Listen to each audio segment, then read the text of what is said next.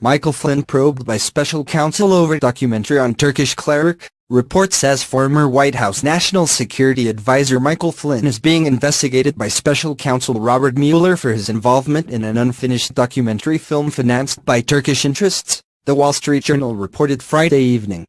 The investigation is part of a larger inquiry to determine if Flynn improperly hid financial ties to both Turkey and Russia, the journal said.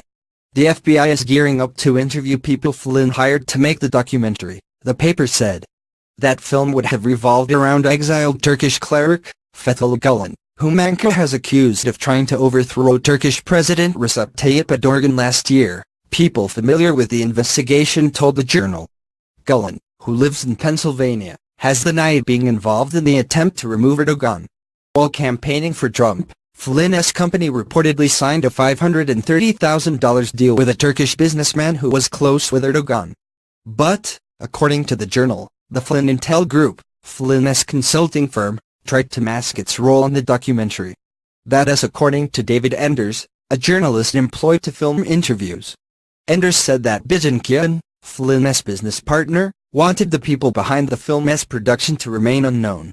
A spokesman for Mueller declined the journal's request for comment. Kian didn't reply, and Flynn's lawyer, Robert Kellner, wasn't immediately available to discuss the report, the journal said. Flynn didn't file federal documents showing that he was paid to work for Turkish interests until March 2017. He resigned his position as National Security Advisor in February following revelations that he misled Vice President Mike Pence about his communications with Russia's ambassador to the U.S., Sergei Kislyak.